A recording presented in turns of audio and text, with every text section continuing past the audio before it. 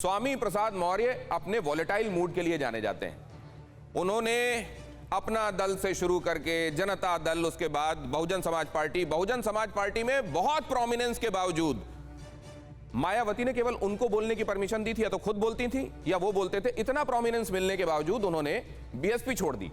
Bharatiya Janata party ने इतने उनके अपने विधायक होने के बावजूद, जो ओरिजिनली भारतीय जनता पार्टी से चुनाव लड़े, उसके बावजूद उनको मंत्री बनाए, लेकिन वो चल पड़े। अब आगे वो क्या करेंगे जरा देखिए। मौर्य का बदलता मूड, राजनीति में एंट्री 1980 में होती है, हाथी की सवारी 1996 में शुरू करते हैं, हाथ में कमल 2017 में थामते हैं और अब 2022 में साइकिल में सवार हो जाते हैं। ये उनके बदलते मूड के बारे में क्या मौसम वैज्ञानिक ऐसा किया करते हैं? क्योंकि वो ये कहते हैं कि मैं जहां रहता हूं वहां जीत होती है। 5 बार से विधायक हैं, 1 बार एमएलसी भी बने, 5 बार यूपी में मंत्री बने। क्या कहता है उनका मूड और इस बार वो क्या करने वाले हैं? मौर्य का गढ़ भारतीय जनता पार्टी किधर, ये भी जरा देख लीजिए। बहुत महत्वपूर्ण है ये समझना।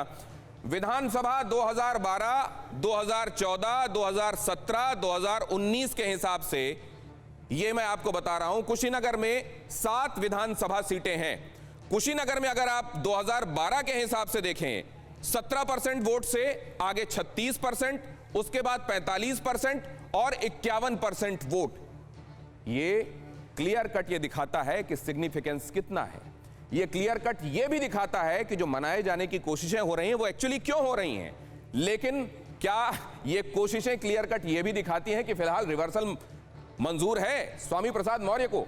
स्वामी प्रसाद मौर्य की मौजूदगी महत्व क्या रखती है वो मैंने आपको दिखा दिया। उनके मूड का वॉलेटाइल होना और क्या वो एक्चुअली नब्ज समझते हैं, इसलिए वो ये कदम उठाते हैं, ये समझने के लिए भी जरा मैं चलता हूं अपने मेहमानों के पास। सुनील साजन साहब, आप लोग कब तक मुस्कुरा पाएंगे इसको लेकर? कोई गारंटी? नहीं, बात गारंटी की नहीं है, बात हक और हुकूक की है, बात मान और सम्मान की है। मैं भी बीजेपी के प्रवक्ता को सुन रहा था। अच्छा, जब आप सभी जातियों को जोड़ करके चुनाव लड़ते हैं तो आप सोशल इंजीनियरिंग करते हैं। जब समाजवादी पार्टी सभी जातियों को जोड़ने लगी तो वो जातिवादी हो जाती है। आप हिंदुत्व की बात कर रहे हैं। एक विभाग, केवल शिक्षा विभाग में पिछड़े और दलितों की 22,000 छात्र छात्राओं की नौकरी छीनी है योगी आदित्यनाथ ने, आरक्षण छीन के। आप सोचिए ये रेशियो पूरे उत्तर प्रदेश में कितनी नौकरियों को छीनने का होगा। तो सवाल डर अब ये इनको ये लग रहा है कि जिनकी आपने नौकरी छीनी है वो आपसे सरकार छीनने जा रहे हैं। और उत्तर प्रदेश के जो मुखिया हैं अभी, अब तो मान लीजिए आचार संहिता लागू हो गई, योगी आदित्यनाथ एक संवैधानिक पद पर 5 साल बैठने के बाद ये कहें कि 80 और 20 का झगड़ा है, क्या ये शोभा देता है? और मैं फिर कह रहा हूं, भाजपा अपना गणि ठीक कर ले, ये 15 और 85 का झगड़ा है, अब की सफाया होगा, क्योंकि जिसने आरक्षण छीना है उससे हम सरकार छीनेंगे।